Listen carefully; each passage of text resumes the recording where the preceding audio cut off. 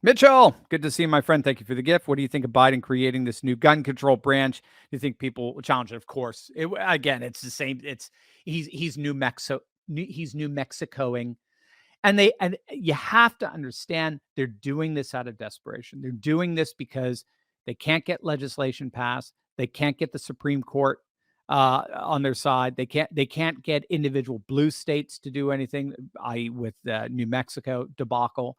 So this and their core constituency is getting very frustrated, and they risk sitting out the next election because they feel like politics is a dead end. Nothing's happening. And you'll hear this. If you listen to the interviews on Democracy Now, which tends to be more third party left, um, when you listen to interviews on NPR, more and more Democrat pundits are saying that the Democrat base is in abject despair at this point. They feel like nothing they do is working. Nothing, all of the activism, all the time, money, effort, energy that they put into campaigns in the end means nothing. And so they're threatening to bow out. So Biden is having to find all these gimmicks to try to give them hope.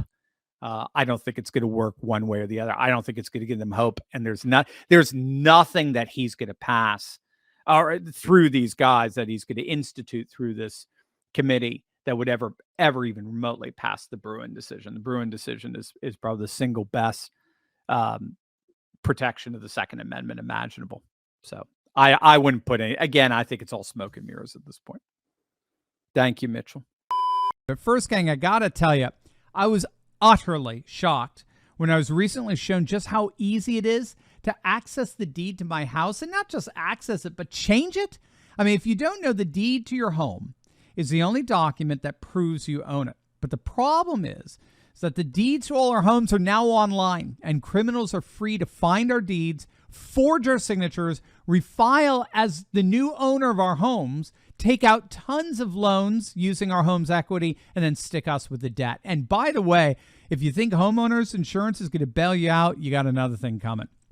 But that's where our good friends over at Home Title Lock come in. Gang, they're absolutely amazing. Home Title Lock gives you the peace of mind that the deed to your home is absolutely and completely protected. Click on that link below right now and use promo code Turley Talks. Then all you have to do is enter your address for your no obligation home title scan to see if you've already been a victim of deed theft. I mean, that's $100 value, absolutely and totally free if you use my promo code Turley Talks. Gang, don't wait for the worst to happen only to regret that you didn't do something about it when you could have. Click on that link below right now and secure your home today.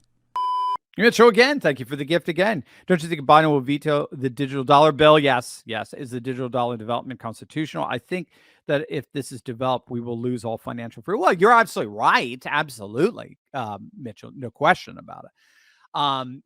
So the video I did yesterday shows that it looks like now at least one political party is 100% dead against this. They're ready to, again, to ban it.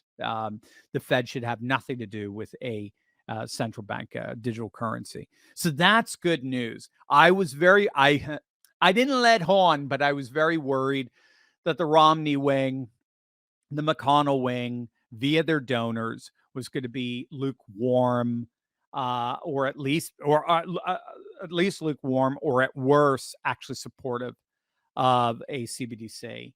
Now we have a bill coming out of that committee saying with 100% Republican support, saying no, as a party, we're opposed to this. And the good news too is even at the states, DeSantis has been very good with this. At the state level, red state level, they said they would ban it. They wouldn't recognize anything pushed on them by the feds there.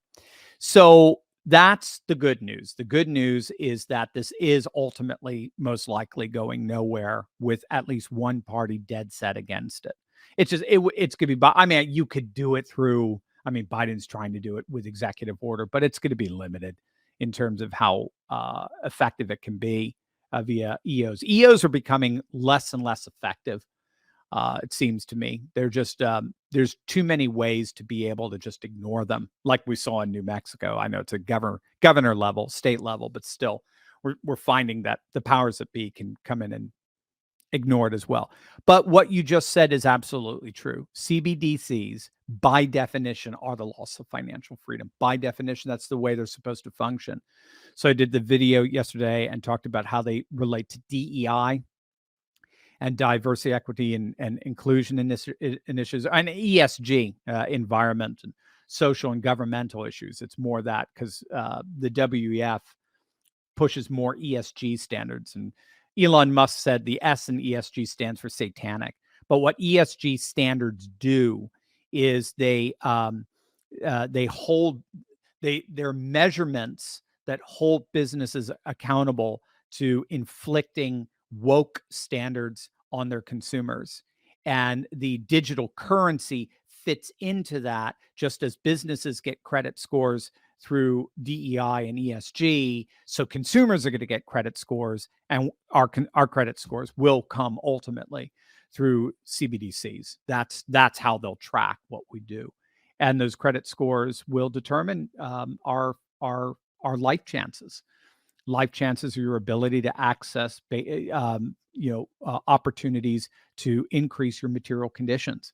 And they will shut down your bank account. They'll shut down your financial opportunities. They'll shut down any possibility of you getting a loan or a mortgage, accessing education, you name it. They'll shut it all down. And again, the insanity is I could be convicted of murder and still have a bank account. I could be convicted of murder and still have a bank account, but I can't be accused of violating politically correct norms and still have a bank account. So that's how it works, you see. So you're absolutely right, Mitchell. But I think we're going to be able to fight back. It's serious, and that's why you get Goldco. I'm a huge supporter of having some money in gold and silver, real estate, actual classical money. But I do think we'll be able to fight back against, because again, it's just so incredibly unpopular, not just here, but around the West and around the world.